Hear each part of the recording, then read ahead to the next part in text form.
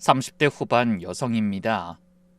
사연을 보내는 게 처음이라서 어디서부터 어떻게 시작해야 할지 솔직히 며칠을 고민했어요. 쓰다가 지웠다가를 몇 번이나 반복했는지 몰라요. 이 이야기를 꺼내는 게 생각보다 쉽지 않았거든요. 저는 몇 달 전에 엄마를 떠나 보냈어요. 아직도 어떤 날은 무의식적으로 전화하려다가 멈추는 날이 있어요. 이 습관이라는 게 참 무서운 거더라고요. 엄마한테 전화하는 게 너무 당연한 일이었으니까 이제 엄마가 없다는 게 가끔씩 이렇게 불쑥 올라와요. 근데 엄마를 보내고 나서 지금 알게 된 것들이 있어요. 시간이 좀 지나고 나니까 이게 엄마를 원망해야 할 일인지 아니면 감사해야 할 일인지 정리가 안 되더라고요. 주변에 이 얘기를 했더니 그 정도면 꼭 털어놔야 한다고 하더라고요. 그래서 이렇게 용기를 내봤습니다. 저는 경기도에서 나고 자랐어요. 늦둥이 외동딸인데 형제가 없지만 외롭다는 생각을 별로 못하고 자랐어요. 부모님이 워낙 뭐든 다 채워주셨거든요. 엄마는 보험 설계사로 사회생활을 시작하셨어요. 처음엔 그냥 일반적인 설계사로 알고 있었는데 제가 초등학교 다닐 때쯤에는 지점을 관리하는 위치까지 올라가셨더라고요. 동네 주민이라면 거의 다 아는 얼굴이었을 정도로 일을 열심히 하셨어요. 그렇지만 집에 오시면 그냥 평범한 엄마였어요. 일 얘기를 거의 안 하셨거든요. 나중에 어른이 되고 나서 생각해보니까 그게 일부러 그러신 것 같더라고요. 집에서만큼은 그냥 온전히 엄마이고 싶으셨던 거 아닐까 싶어요. 엄마가 좀 냉철한 분이어서 당시엔 그런 깊은 뜻이 있다고 생각하지 못했지만요. 엄마는 차분하고 생각이 많으신 편이었는데 말수 자체가 많진 않으셨어요. 감정이 격해지는 걸 거의 본 적이 없고요. 대신 한마디 하면 그 말이 오래 남는 스타일이었어요. 화가 나셔도 목소리가 커지는 게 아니라 말이 짧아지고 눈빛이 달라지는 분이셨죠. 그게 어릴 때는 오히려 더 무서웠어요. 소리를 지르면 오히려 덜 무서운데 그 조용한 눈빛이 훨씬 압박감이 있었거든요. 그런 엄마를 보면서 자연스럽게 배운 게 있었어요. 약속한 건 반드시 지키는 것, 사람을 대할 때 무게를 두는 것, 말로 가르쳐 주신 게 아니라 그냥 보고 자란 거였어요. 어릴 때는 그게 당연한 줄 알았는데 어른이 되고 나서 그게 당연한 게 아니라는 걸 알게 됐어요. 집안 형편이 넉넉했던 건 엄마 덕이 컸어요. 아버지 월급만으로는 빠듯했을 텐데 엄마가 워낙 일을 많이 하셔서 제가 어릴 때부터 집이 마련돼 있었고 부족하다는 느낌을 받으면서 자란 기억이 없었어요. 갖고 싶은 게 생기면 대부분 이루어졌으니까요. 아버지는 일반적인 회사를 다니던 분이었어요. 아버지 성격은 엄마랑 많이 달랐어요. 밝고 유쾌하신 분이었거든요. 저희 집은 항상 아버지가 분위기를 띄우고 엄마가 차분하게 중심을 잡는 구조였죠. 저는 그 자리에서 아버지의 밝음이랑 엄마의 기품을 반반씩 받아서 자랐던 것 같고요. 두 분이 성격은 달랐지만 묘하게 잘 맞으셨어요. 그래서인지 집안 분위기가 정말 화목했어요. 지금 와서 생각해보면 그게 얼마나 큰 복이었는지 싶어요. 이렇듯 제 어릴 적 모든 게 평범하고 무난했어요. 그런데 부족함 모르고 자라면 부족함이 왔을 때 버티는 근육이 약하더라고요. 어릴 때 한 번도 삐걱거리는 소리를 들은 적이 없으니까 삐걱거리기 시작할 때 그게 정상인지 아닌지를 구분하는 게 오래 걸렸죠. 엄마에 대해 제가 모르는 게 있다는 걸 알게 된 건 고등학교 다닐 때였습니다. 일을 나간 아버지를 두고 엄마와 저만 외가 쪽 친척 모임에 참여했던 날이었어요. 그 자리에서 외삼촌이 술을 좀 드셔서 말이 많아지셨거든요. 그러다 엄마한테 우스갯소리처럼 이렇게 말씀하신 겁니다. 야, 너 그때 참 대단했다. 그냥 남편이고 자식이고 훌훌 털고 나온 거잖아. 야, 어지간한 사람은 못해. 갑자기 주변이 조용해졌어요. 이모가 외삼촌 팔을 툭 치셨고 외할머니가 급히 화제를 돌리셨어요.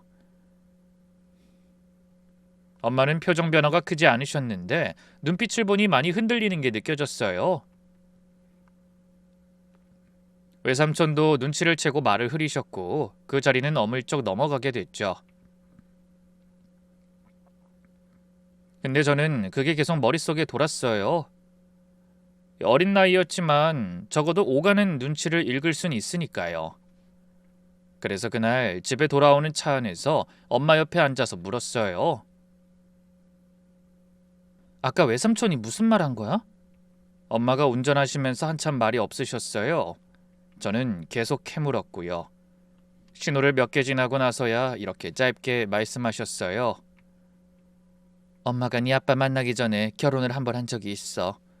안 맞아서 헤어졌고 그게 다야. 정말 그게 다였어요.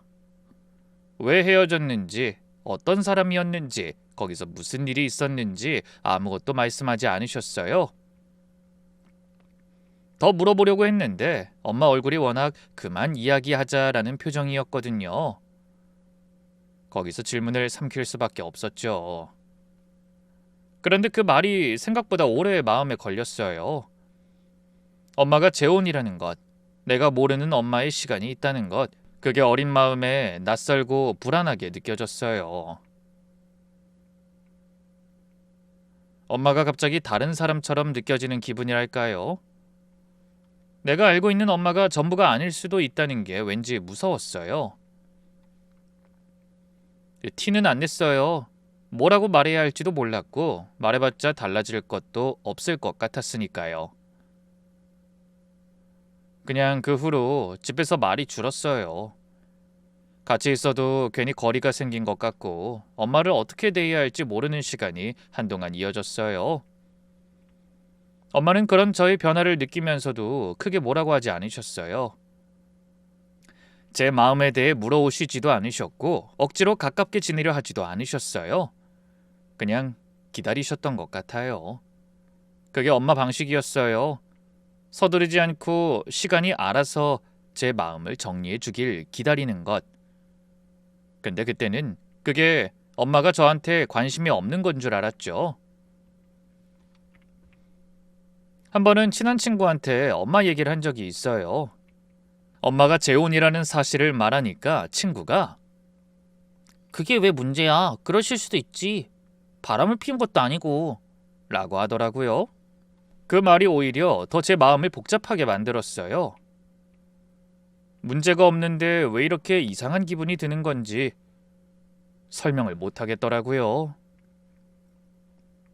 지금 와서 생각하면 그게 일종의 배신감 같은 거였던 것 같아요. 엄마를 완전히 안다고 생각했는데 모르는 시간이 있었다는 것에 대한 배신감.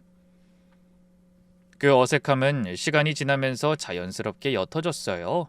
워낙 일상이 바쁘게 돌아가다 보면 감정도 그냥 희석되더라고요. 그 얘기를 다시 꺼낸 적도 없었고 엄마도 더 말씀하시지 않으셨어요. 그냥 어릴 때 한 번 있었던 일처럼 마음 한켠에 접어두고 지냈죠. 제가 성인이 돼서 디저트 가게를 차린 건 사실 거창한 계기가 있는 게 아니었어요. 중학교 때부터 주말마다 가족끼리 단 거 먹으러 다니던 기억이 워낙 좋았거든요. 아버지가 쇼케이스 앞에서 맛있는 디저트를 고르면 엄마가 적당히 합리적으로 골라주시고 저는 엄마 아빠와 어떤 게 맛있고 또 어떤 느낌인지 그런 이야기를 나누고요. 그런 하루하루가 정말 좋았어요. 원래 달달한 것들 앞에서는 분위기가 말랑해지잖아요. 그게 좋아서 직접 만들어 보기 시작했고 배우다 보니 점점 더 깊이 빠졌어요. 그게 자연스럽게 가게로 이어진 거예요. 처음엔 작게 시작했는데 입소문이 나면서 단골이 생기기 시작했어요. 시즌마다 메뉴를 바꾸는 재미도 좋았고 손님들이 맛에 대해 말해주는 이야기들도 뿌듯하고 좋았어요.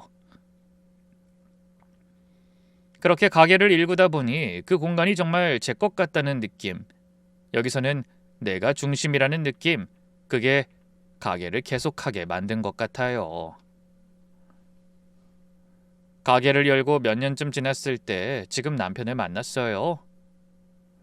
지인 소개였는데 첫 만남부터 편안하고 좋았어요. 말투가 부드럽고 말재주도 좋은 사람이었거든요.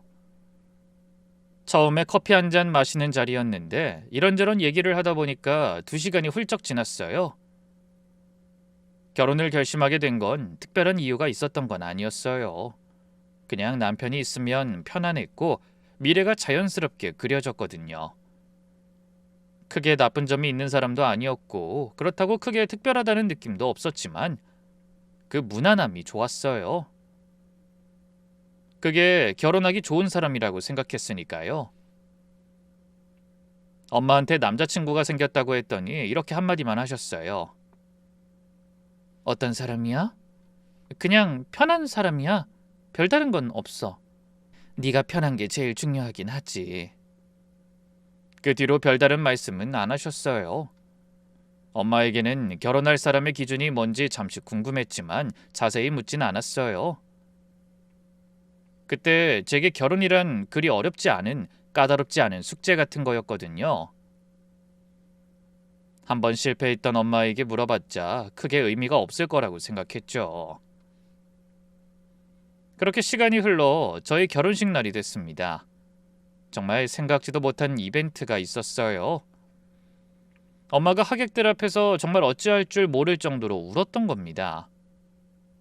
저도 울고 싶었는데 엄마가 더 우셔서 오히려 제가 당황했을 정도예요.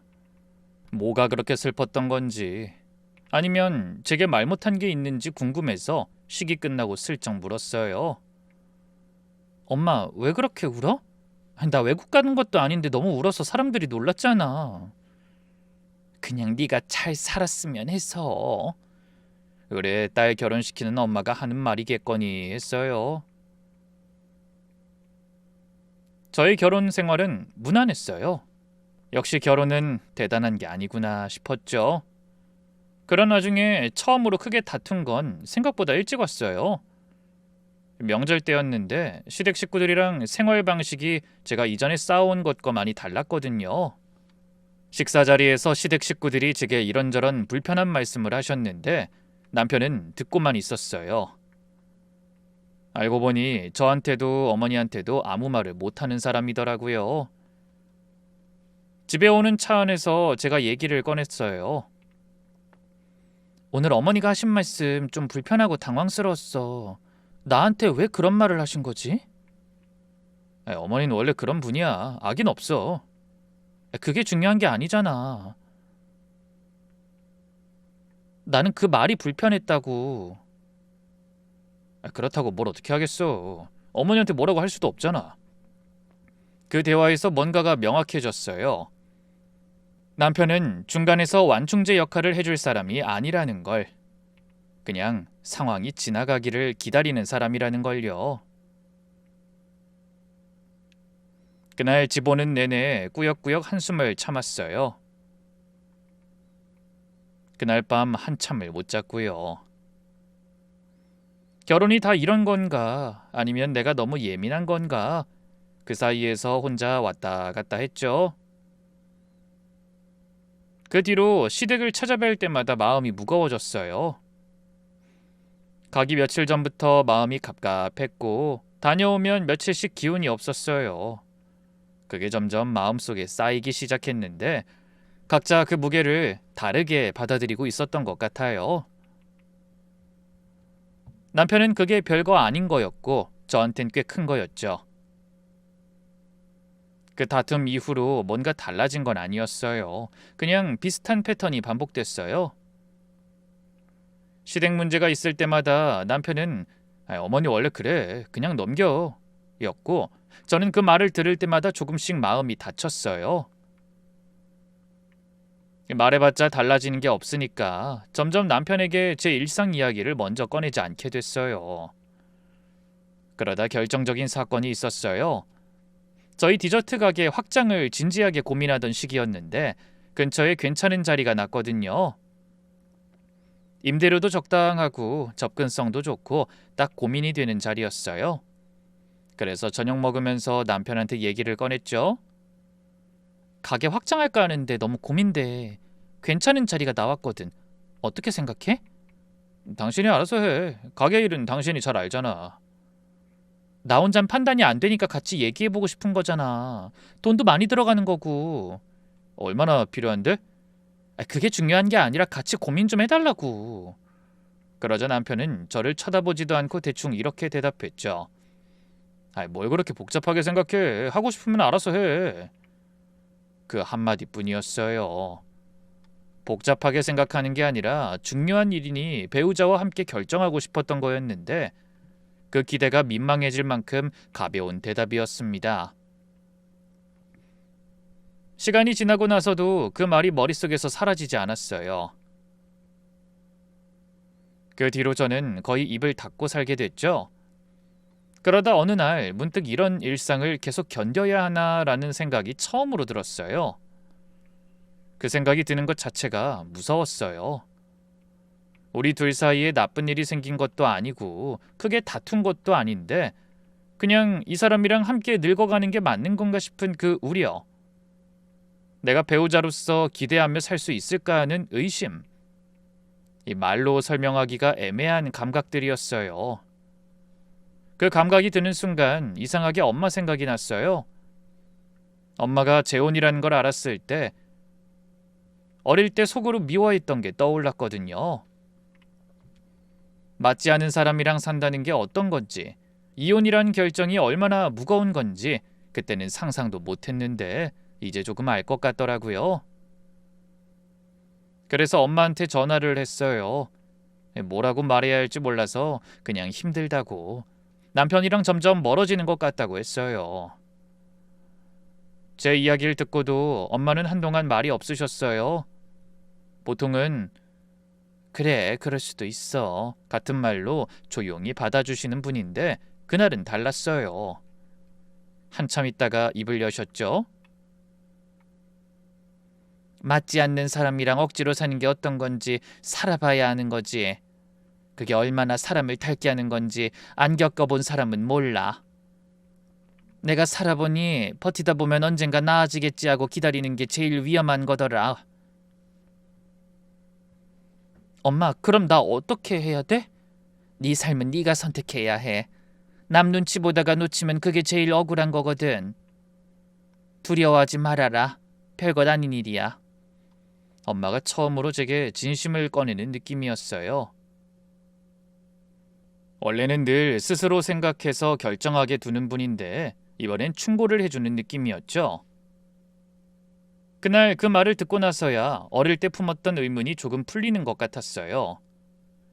엄마가 왜 그 결혼을 그만뒀는지, 그게 어떤 결심이었는지 말이에요.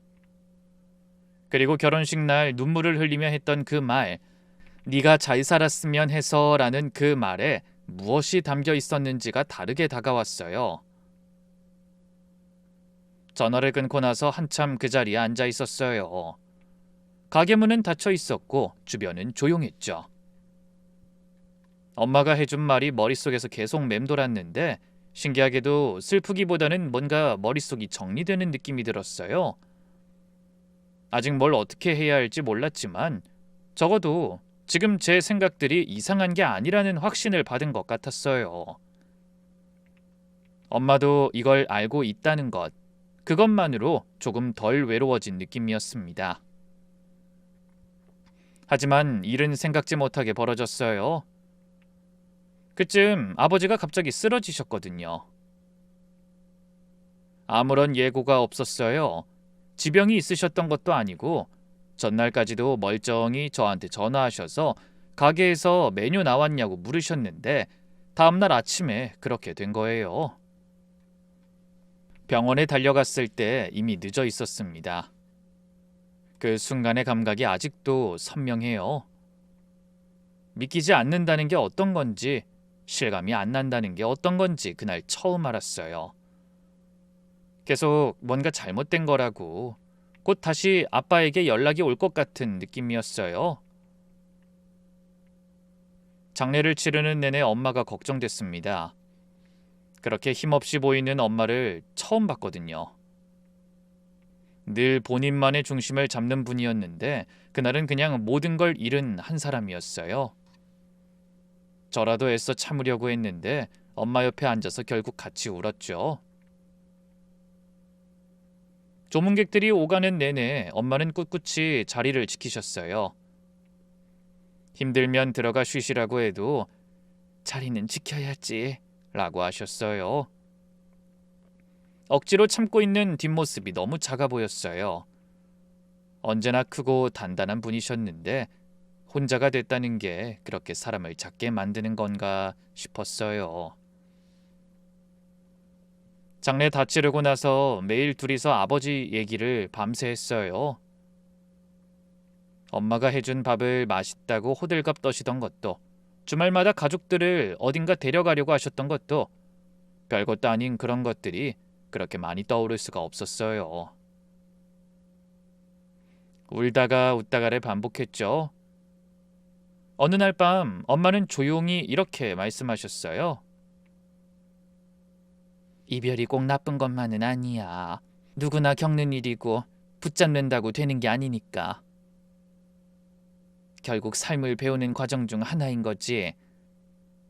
잘 보내줘야 남은 사람도 살아. 떠난 사람한테 해줄 수 있는 마지막 예의라고 생각해. 아버지가 돌아가신 이후에 엄마는 오히려 더 바지런해지셨어요. 기운이 없을 법도 한데 정반대로 움직이셨죠. 보험일은 조금씩 줄이셨지만 그동안 모으신 돈과 부동산을 아주 꼼꼼하게 관리하기 시작하셨어요. 어느 날 제가 갔더니 엄마가 서류를 펼쳐놓고 계신 거예요. 무슨 일이냐고 여쭤보니 재산 정리를 하고 계시다고 하더라고요. 그때는 그냥 아버지 돌아가시고 나서 혼자 남은 사람이 할 수 있는 일을 하시는 거라고 생각했어요. 슬픔을 그렇게 달래시는 거라고요. 그쯤에 엄마는 투자도 조금씩 늘리셨어요. 지인 소개로 괜찮은 물건이 나왔다며 저한테 얘기해 주시는 일도 있었는데 그런 과정에서 생각보다 규모가 많이 커졌어요. 제가 엄마 이제 진짜 부자 됐다 라고 했더니 엄마는 담담한 표정으로 이렇게 말씀하셨어요. 내가 해줄 수 있는 건 이런 것밖에 없으니까. 그게 누구를 염두에 두고 하는 말인지 그땐 알 수 없었죠. 아버지가 돌아가신 후로 엄마랑 더 자주 연락하게 됐어요. 전화도 자주 하고 주말이나 평일 저녁마다 만나서 밥도 같이 먹었고요. 엄마 혼자 계신다는 게 자꾸 마음에 걸렸거든요. 그 시간들이 생각보다 좋았어요. 엄마랑 이런저런 이야기를 나누는 것도 좋았고 남편과 사는 집으로 돌아오면 또 그 적막한 공기를 맞이하는 게 싫기도 했고요. 그런 와중에도 남편이랑 사이는 달라지는 게 없었어요. 크게 싸우는 일도 없었는데 그게 오히려 이상한 거였더라고요. 부부가 살다 보면 싸울 수도 있는 거잖아요. 근데 싸울 만큼 대화 자체가 없었어요. 어느 날은 가게 일이 길어져서 늦게 들어갔는데 남편이 방에 들어가서 그냥 자고 있었더라고요. 제게 연락 한 번 없이요. 다음날 아침에 그 얘기를 꺼냈어요. 어젯밤에 연락이라도 주지. 밥은 혼자 먹었어? 그냥 시켜 먹었어. 당신 바쁜 거 알아서 그냥 잔 거야. 그래도 걱정은 안 됐어? 아이, 뭘 걱정해. 뭐 하는지 뻔히 아는데. 그 대화가 뭔가를 상징하는 것 같았어요. 배려라고 할 수도 있고 무관심이라고 할 수도 있는 그 경계 어딘가에 남편이 있었어요. 그 경계는 갈수록 무관심 쪽으로 기울고 있었고요. 더 얘기하고 싶었는데 어차피 답이 달라질 것 같지 않았어요. 그냥 답답함에 자리에서 일어날 뿐이었죠. 그런 날이 반복됐어요. 기대를 안 하면 실망도 없으니까 점점 저도 무뎌지더군요. 그 무뎌지는 감각이 익숙해진다는 게 사실 제일 슬픈 일이었는데 그땐 억지로라도 깊이 생각 안 하려고 했어요. 저를 위해서, 저의 결혼 생활을 위해서요. 남편과의 빈자리를 저는 일과 가게에 쏟기 시작했어요.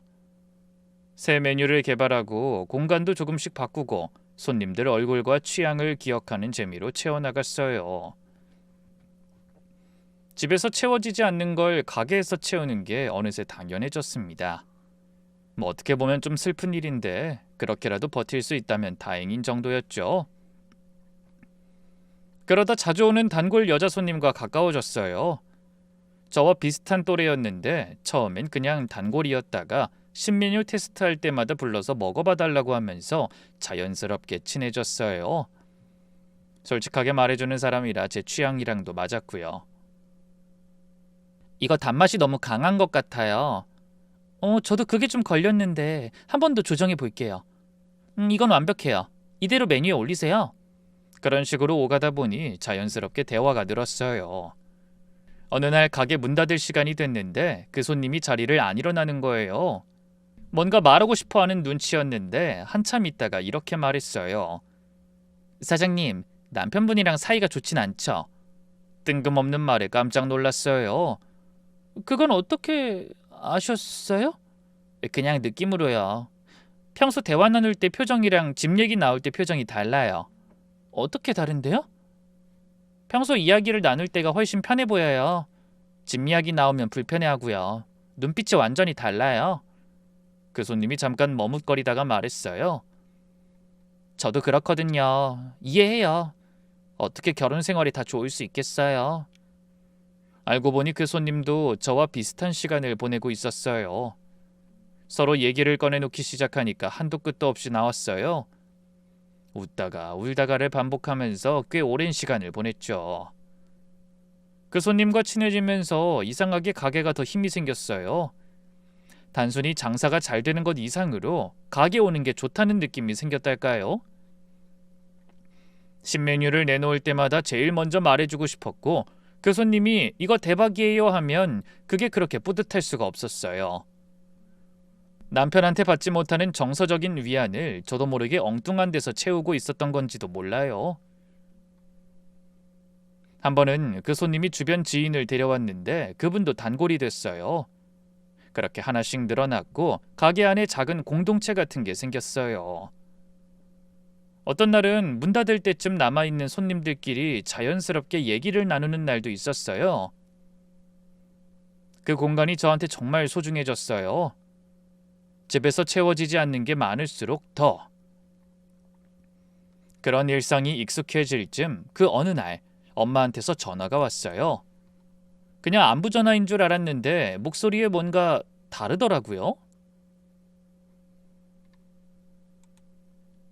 요즘 좀 피곤한 것 같아. 별거 아니긴 할 텐데. 전에는 엄마가 먼저 몸 얘기를 꺼내는 일이 거의 없었거든요.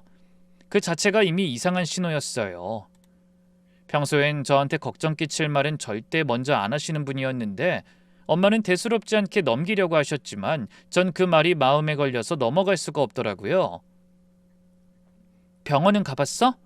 아직 안 가봤어. 좀 쉬면 괜찮아지겠지. 아버지도 갑자기 그랬던 거잖아. 병원 같이 가보자. 그 말을 하면서 목이 살짝 메었어요. 아버지를 그렇게 보내고 나서부터 엄마한테 뭔가 생길까봐 너무 걱정되고 무서웠거든요. 아버지가 돌아가시던 날이 너무 갑작스러웠어서 이번엔 엄마마저 그럴 수 있다는 생각이 어딘가에 늘 자리 잡고 있었어요. 이 말로는 별거 아닐 거라고 생각하려고 해도 가슴 한쪽에서 계속 뭔가 당기는 느낌이 있었어요. 그래서 곧바로 같이 병원을 갔죠. 결과가 나오던 날 엄마에게 연락이 왔습니다. 정밀검사 받아봐야 할 것 같다고 하더라. 그 한마디에 가슴이 내려앉는 것 같았어요. 너무 걱정돼서 가게 문을 일찍 닫고 곧바로 엄마한테 갔죠. 엄마는 제가 걱정할까봐 최대한 덤덤하게 말씀하시려고 하셨는데 그 덤덤함이 오히려 저를 더 불안하게 만들었어요. 아무렇지 않은 척하는 사람이 보통 제일 힘든 사람이니까요. 많이 안 좋대? 아직 결과 나온 거 아니야. 너무 걱정하지 마. 걱정하지 말라는 말이 제일 걱정되거든. 엄마는 힘없이 피식 웃으셨어요. 근데 그 웃음이 진짜 웃음처럼 느껴지지 않더라고요. 다시 받은 검사 결과가 나오기까지 기다리는 며칠이 유독 길게 느껴졌어요. 가게에 나가 있어도 집중이 안 됐고 밤에 잠이 잘 안 왔어요. 결과도 나오기 전에 계속 엄마를 찾아갔어요. 어느 날 불쑥 찾아가 보니 엄마가 소파에 앉아서 뭔가 서류 같은 걸 보고 계시더라고요. 제가 들어서자 얼른 덮으셨죠. 그거 뭐야? 아, 그냥 정리하던 거야. 무슨 서류인데? 별거 아니야. 뭔가 이상하다는 생각이 잠깐 들었어요. 근데 검사 결과가 더 걱정이어서 그런 걸 신경 쓸 겨를이 없었죠. 결과는 좋지 않았습니다. 바로 입원을 준비해야 한다는 말을 들었어요. 병원을 나오면서 엄마 손을 잡았는데 잠시 동안 가만히 서서 눈을 감으시더라고요. 그리고 니네 이렇게 말씀하셨어요. 너무 걱정하지 마. 요즘 기술이 얼마나 좋은데 치료하면 다 낫는다. 위로가 하나도 안 되는 말이었어요. 오히려 더 무서웠어요. 엄마가 저한테 그런 말 할 때는 보통 상황이 생각보다 안 좋을 때라는 걸 스스로 알고 있었거든요. 그리고 그 말을 하는 엄마 목소리에 뭔가를 꾹 눌러놓은 듯한 느낌이 있었어요. 직감적으로 상황이 많이 좋지 않다는 걸 알 수 있었죠. 입원 준비를 하면서 엄마 짐을 챙겼어요. 엄마가 뭘 가져갈지 고르시는 걸 보다가 작은 서류 가방에 이런저런 서류 같은 걸 챙겨 넣으시는 걸 봤어요. 그거 뭐야? 병원에 가져가게? 그냥 이것저것 신경 쓰지 않아도 돼. 입원하기 전날 밤에 엄마랑 같이 밥을 먹었어요. 엄마가 좋아하시는 반찬들로 차려봤는데 막상 밥상 앞에 앉으니까 둘 다 말이 없었어요. 뭔가 할 말이 많은 것 같기도 하고 아무 말도 하기 싫은 것 같기도 한 그런 기분이었거든요. 한참 있다가 엄마가 먼저 말씀하셨어요. 너 밥 잘 챙겨 먹어야 해. 나 없을 때도. 그 말이 너무 갑작스럽고 당황스러웠어요. 툭 치면 눈물이 나올 것만 같았죠. 무슨 소리야. 엄마 잘 치료받고 나올 거잖아. 그러니까 그 전까지 잘 챙겨 먹어야지. 너도 입원하면 안 되잖니. 엄마가 웃으면서 말씀하셨는데 그 웃음이 너무 슬퍼서 눈물이 나올 것만 같았어요. 고개 숙이며 간신히 밥만 먹었죠. 그날 밤 집에 돌아와서 한참을 울었어요. 남편이 옆에 있었는데 상황을 다 알면서도 아무 말도 않고 그냥 있더라고요. 엄청 대단한 위로를 바란 건 아니었는데 그 침묵이 그 순간만큼은 너무 허무하게 느껴졌어요.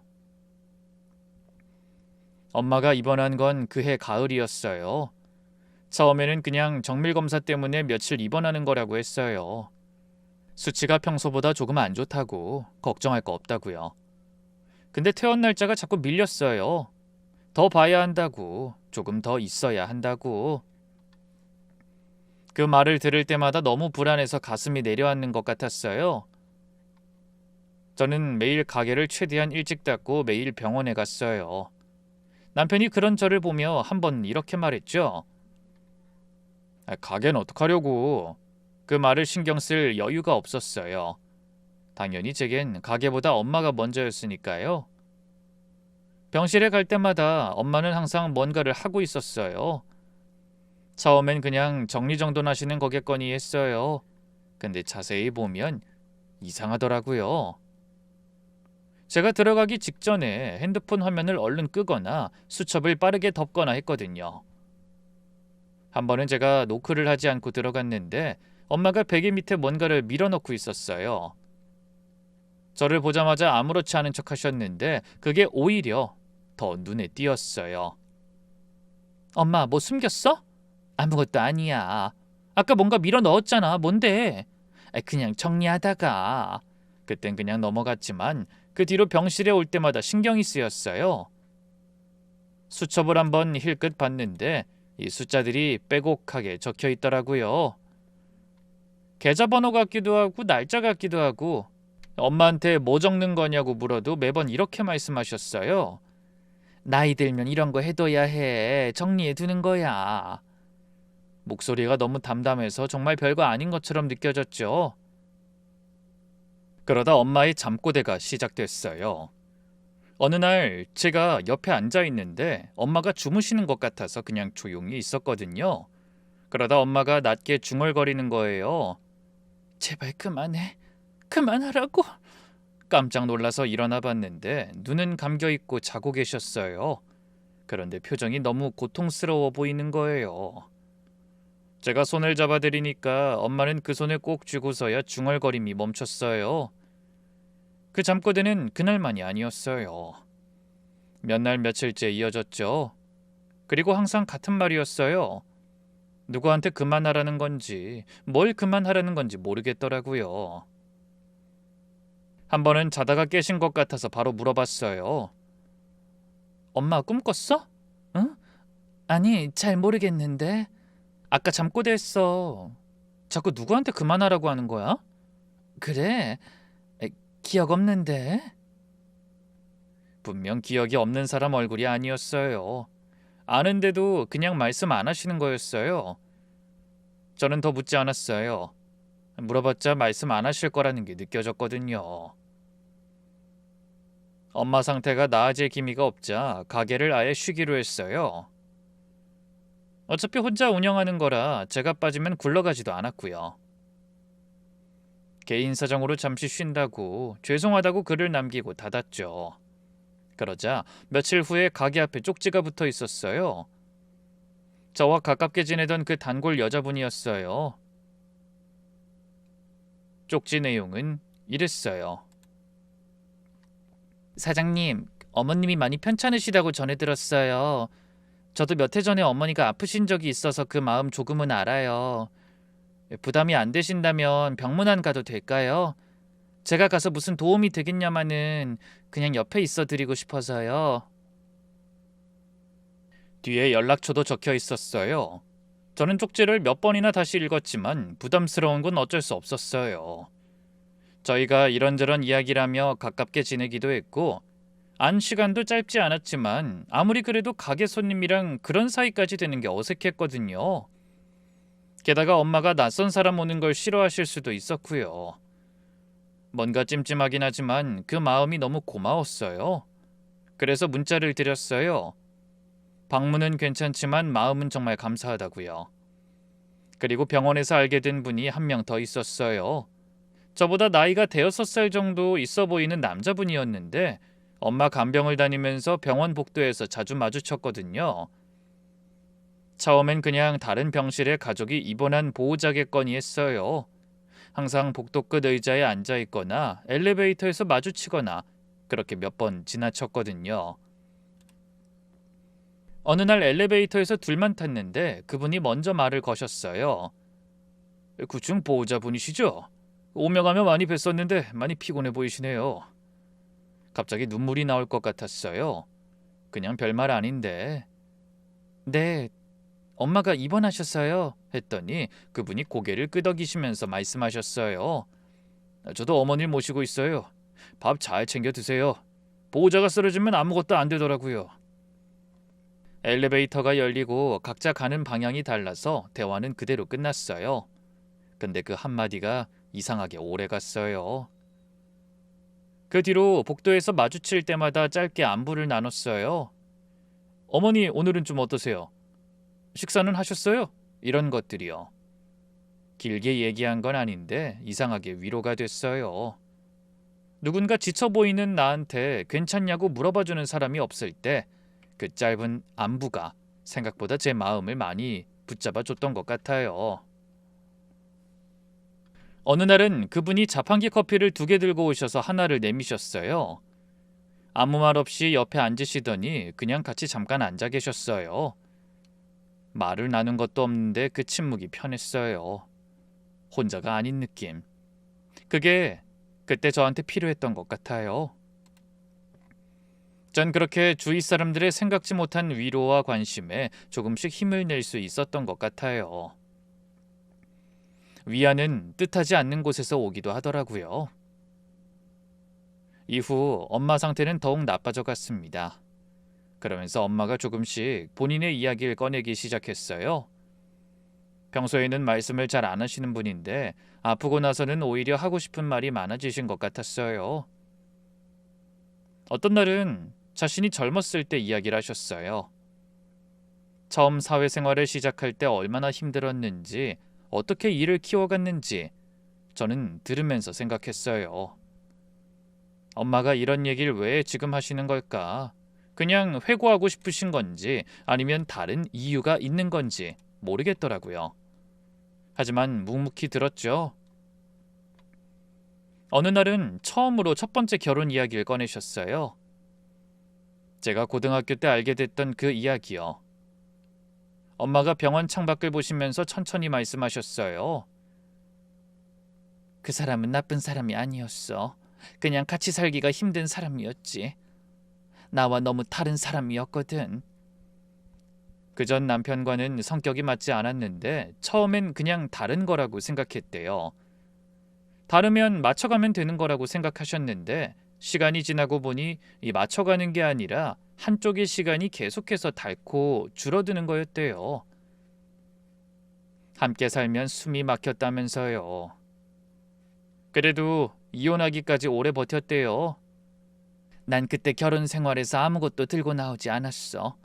그 사람이 모든 걸 갖길 원했거든. 죄책감이나 후회가 없는 건 아니야. 그 집을 나오고 나서 나도 나름대로 최선을 다했으니까. 그 다음 말이 나오려다 멈추는 게 느껴졌어요. 그때 뭘 두고 나왔는데? 엄마는 대답 없이 눈을 감으셨어요. 더 물어보고 싶었는데 엄마가 고개를 돌려서 물을 수 없었죠. 집에 오는 길에 계속 그 말을 생각했어요. 엄마는 뭘 두고 나왔다는 걸까? 어떤 최선을 다했다는 걸까? 후회와 죄책감은 뭘 의미하는 걸까? 한편으론 엄마한테 내가 모르는 게 있다는 걸 이제는 확실히 알게 됐죠. 그 무렵부터 엄마가 뭔가를 준비하는 낌새가 더 확실해졌어요. 간병 이모한테 심부름을 시키는 일이 생겼어요.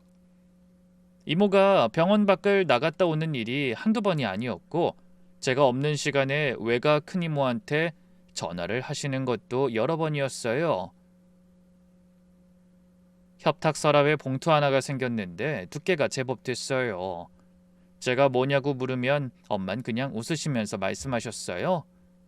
나중에 봐. 지금은 아니야. 그 말이 귓가에 맴돌았어요. 나중에 보라는 게 무슨 뜻인지, 언제가 나중인지 그 알 수 없음이 점점 불안해졌어요. 그러던 어느 날이었어요. 오후에 엄마 간식 사러 잠깐 내려갔다가 올라오는 길이었어요. 복도 끝에서부터 걸어오는데 병실 쪽 방향에서 목소리가 들렸어요. 남자 목소리였어요. 낮고 단호한 말투였는데 내용이 잘 들리진 않았어요. 빠르게 걸어가서 문을 열었는데 병실 안에 아무도 없었어요. 엄마만 침대에 계셨는데 얼굴이 창백했어요. 눈가에 눈물 자국이 있었고요. 방금 여기 누가 왔다 갔어? 엄마가 잠깐 뜸을 들이시다가 말씀하셨어요. 아무도 안 왔어. 엄마 나 분명히 목소리 들었어. 남자 목소리. 몰라. 잠깐 졸다 깼더니 아무도 없었어. 그러면서도 저와 눈을 마주치지 않으셨어요. 급히 복도를 다시 나가봤지만 아무도 없었어요. 그냥 텅 빈 복도였죠. 간호사실에 가서 아까 이 병실에 누가 왔는지 아냐고 물어봤는데 기억을 못 하신다고 했고요. 폐쇄병동이 아니니까 보호자가 아닌 사람이 와도 알아볼 방법이 없었죠. 그날 이후로 엄마 상태가 급격히 나빠졌어요. 수치가 더 떨어졌고 의식이 흐려지는 시간이 길어졌어요. 의사 선생님이 저를 따로 부르셔서 말씀하셨어요. 지금부터는 마음의 준비를 하시는 게 좋겠다고. 그 말을 듣는데 머릿속이 새하얘지더라고요. 그날 저녁 엄마가 잠깐 정신이 맑아지셨을 때였어요. 제가 손을 잡고 있었는데 엄마가 순간 눈을 뜨셨어요. 저를 보시더니 뭔가를 말씀하시려고 하시기에 얼른 귀를 기울였어요. 윤주야, 미안하다. 그리고는 또 눈을 감으셨어요. 그 미안하다는 말이 너무 걸려서 그날 저녁 큰이모한테 전화를 드렸어요. 큰이모는 엄마랑 어릴 때부터 가장 가까이 지내셨던 분이거든요. 엄마한테 무슨 일이 있는 것 같다고 아는 게 있으면 말해달라고 했어요. 이모는 한동안 말씀이 없으시다가 말씀하셨어요. 사실 너네 엄마 주변에 맴도는 사람이 있어. 오래전부터 엄마가 그 사람이랑 너 절대 못 만나게 하려고 엄청 신경 썼다. 나도 자세히는 잘 몰라. 그렇지만 그 사람 때문에 너희 엄마가 오래 힘들어하는 건 알아. 이모는 딱 그렇게만 말씀하셨어요. 그래서 이번에 전 엄마의 곁에 계속 머무르고 있던 간병 이모한테 다시 물었어요. 며칠 전 병실에 왔다 간 사람이 누군지 아시냐고요.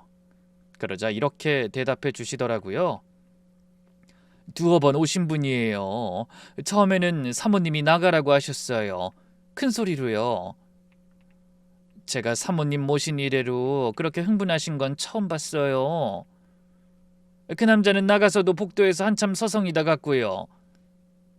남자가 몇 살쯤 돼 보이냐고 물으니까 30대 중반 정도 됐을 것 같다고 하셨어요. 그러면서 엄마가 그 남자를 본 것에 대해 아무 말도 하지 말아달라고 했다더군요. 도무지 이유를 알 수 없었어요. 엄마에게 물어보고 싶었지만 이젠 정신이 온전치 못하시니 이야기할 수 없었죠. 엄마가 떠난 건 얼마 후였어요. 그날 하필 자리를 비웠던 때였는데 새벽에 병원에서 전화가 와서 달려갔어요.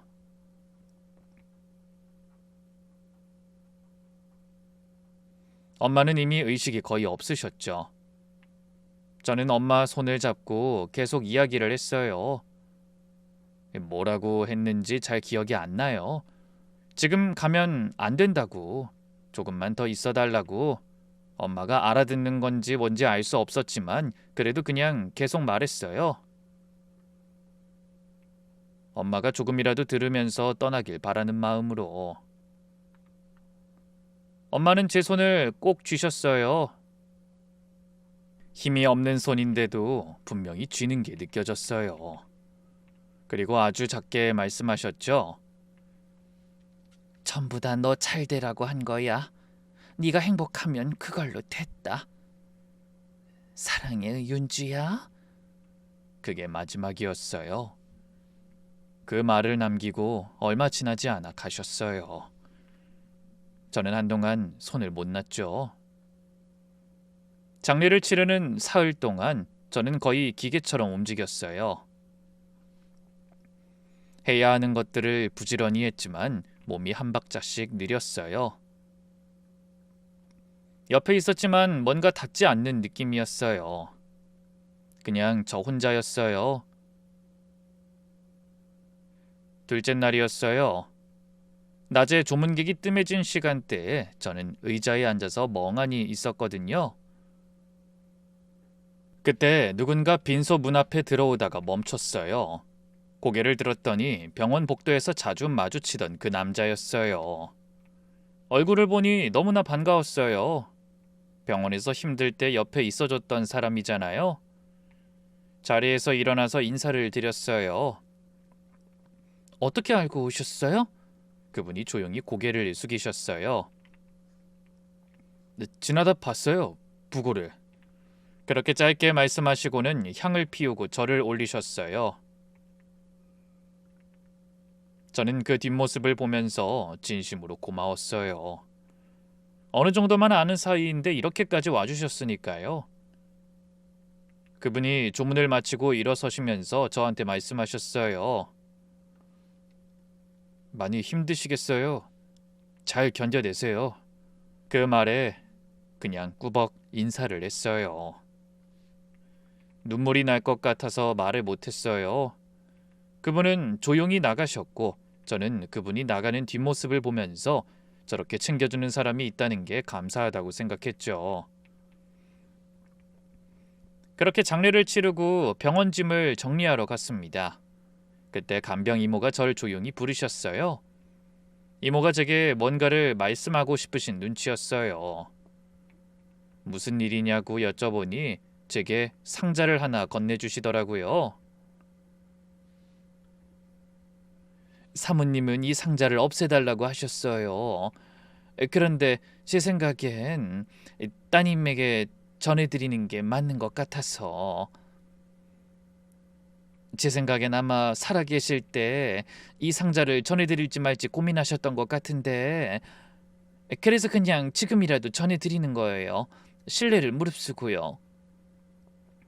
그 말을 들으면서 코끝이 시큰해졌어요.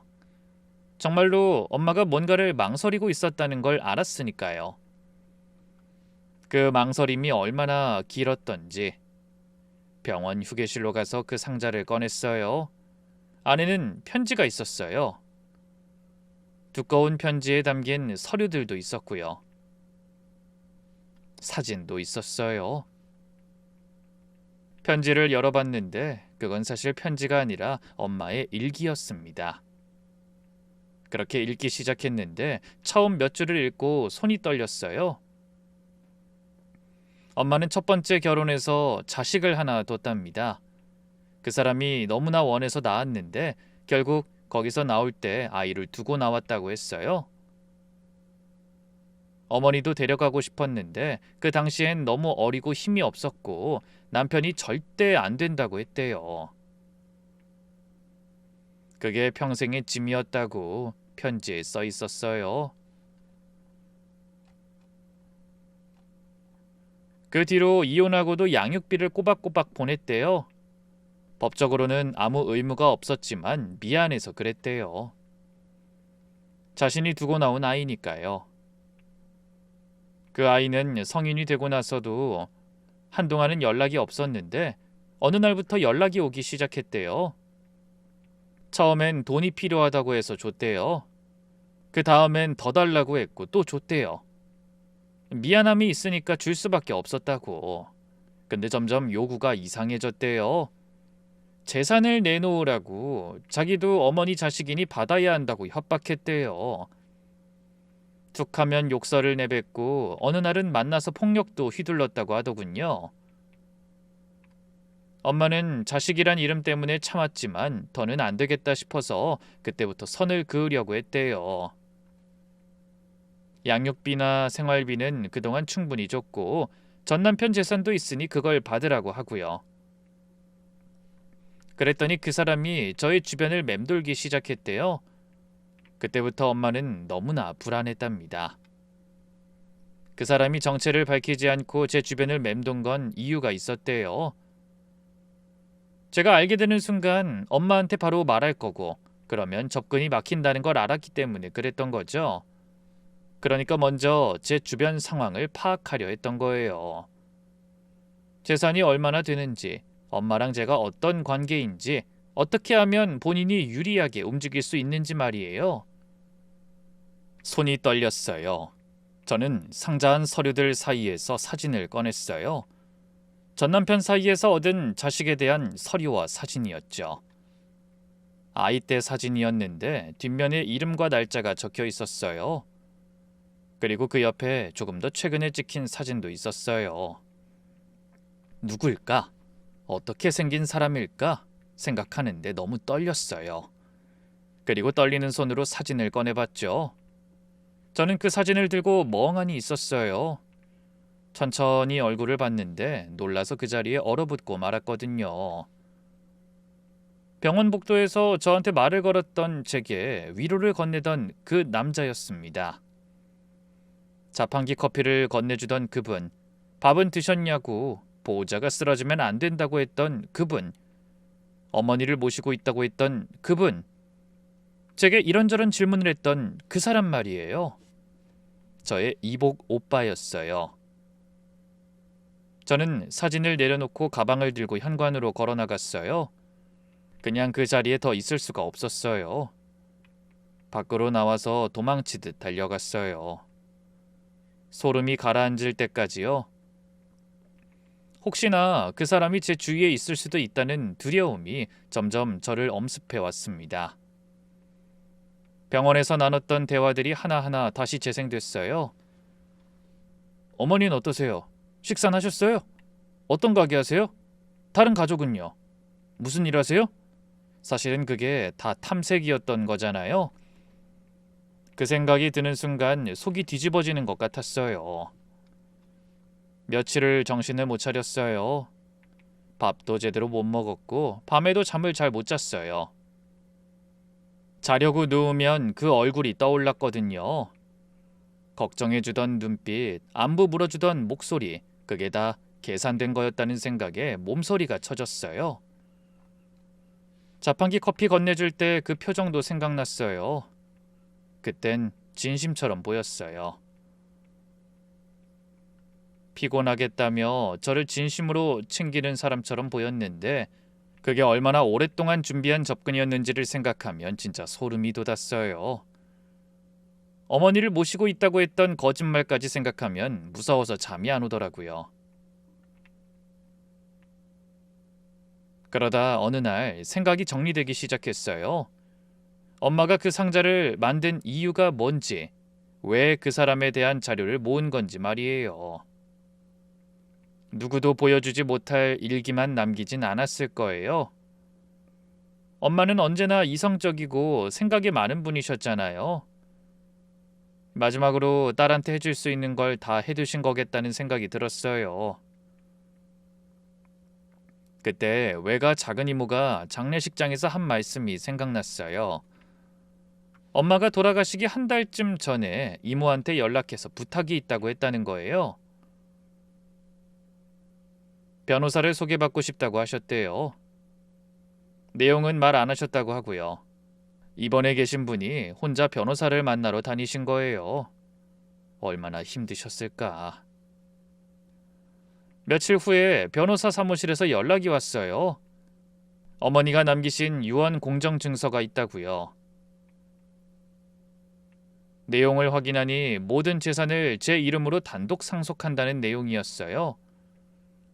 아파트도 예금도 보험 수익도 전부요. 법원 공증을 받은 문서라 법적으로 효력이 있었어요. 그 뒤로 얼마 지나지 않아 이복 오빠 측에서 유류분 반환 청구를 해왔어요. 변호사를 선임해서 서류를 보내온 거예요. 저는 솔직히 그 순간 다리에 힘이 풀리는 것 같았어요. 엄마가 겁내하던 게 이런 거였구나 싶었죠. 그 사람도 엄마 자식인데 나눠야 하는 게 아닌가 싶다가도 엄마를 그렇게 몰아세우고 폭력까지 저지른 사람인데 이대로 놔둬도 되는 걸까? 법원까지 가서 싸워야 하는 건 아닌가? 여러 생각들로 머릿속이 복잡해졌어요. 근데 변호사가 서류를 검토하더니 이렇게 말했어요. 어머니가 준비해두신 자료가 있어요. 그 수첩에 적힌 숫자들이었어요. 수십 년치 양육비 내역이었는데 전부 통장 이체 기록으로 남아있었어요. 이보 오빠가 태어난 후부터 성인이 된 이후까지 어떤 날짜에 얼마를 보냈는지가 다 기록돼 있었어요. 법적으로는 이혼 후 양육비 의무가 없는 기간에 준 돈도 포함해서요. 변호사가 총액을 계산해 보니 유류분으로 받을 수 있는 금액을 훨씬 초과했어요. 이미 법적 의무 이상을 줬다는 근거가 수십 년치 기록으로 남아있는 거니까 더 이상 청구할 수 있는 근거가 없었어요. 법정에서 다퉈도 실질적으로 받을 수 있는 금액이 없거나 아주 적다는 거였어요. 저희는 그 자료로 맞서서 싸웠고 이복 오빠 측에선 결국 청구를 철회했어요. 변호사 사무실에서 나와 차에 탔는데 한참을 그냥 앉아 있었어요. 엄마가 아프면서 수치가 올라가고 내려가고 잠꼬대에 그만해를 반복하면서 그 와중에 혼자 이 모든 걸 다 준비해 두셨다는 게 수첩에 숫자를 채워가면서 변호사를 만나러 다니면서 딸한텐 걱정 끼칠까봐 최대한 태연한 척하면서 이 모든 걸 준비했다는 게 믿기지 않았어요. 엄마가 할 수 있는 방식으로 딸한테 할 수 있는 최선을 다 해두신 거였어요. 그 생각에 차 안에서 한참을 울었죠. 모든 일이 마무리되고 나서 처음으로 마음이 조금 내려앉았어요. 재산은 온전히 제 이름으로 정리됐어요. 남편과는 그쯤에 이야기를 나눴어요. 이미 오래전부터 서로 알고 있던 이야기였어요. 이 결혼을 계속하는 게 맞냐는 것이었죠. 엄마를 그렇게 보내고 나서 더는 믿을 수 없겠다 싶었어요. 맞지 않는 사람이랑 억지로 사는 게 어떤 건지, 그게 서로한테 어떤 영향을 미치는지 엄마 이야기를 읽으면서 알게 됐잖아요. 엄마 말처럼 이건 제 삶에 대해 책임지는 행위였고 저만의 선택이었어요. 그렇게 저는 이혼을 하게 됐습니다. 남편과 헤어지는 건 생각보다 담담했어요. 긴 시간 동안 천천히 멀어져 왔으니까요. 헤어지고 나서 한 번도 울지 않았어요. 그냥 오래된 피로가 내려놔지는 것 같은 느낌이었어요. 엄마가 돌아가신 이후 간병 이모한테는 엄마 기일마다 꼭 연락을 드렸어요. 이모를 향한 감사함도 있고 엄마를 향한 그리움 때문이기도 했어요. 이모는 이모 사정이 있으신데도 항상 감사히도 받아주셨어요.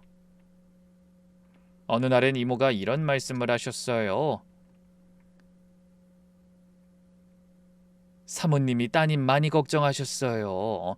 그 상자를 매일 보면서 계속 고민하셨어요. 주는 게 맞는 것 같으면서도 그냥 모르는 채로 두는 게 낫지 않을까, 그런 마음이셨던 것 같아요. 저는 그 말을 듣고 한참 생각했어요. 엄마는 왜 살아계실 때 직접 말씀을 못 하셨을까? 제가 그 사람을 찾으러 갈까봐 알게 되면 덤벼들 것 같아서 그런 거였겠죠? 엄마의 야무짐을 물려받은 딸이 그런 상황에서 가만히 있을 것 같지 않아서 그런 거였다고 생각해요. 그 생각을 하면 퍽 웃음이 나오기도 합니다. 이런 엄마를 향한 제 마음을 확실히 알 것 같아요.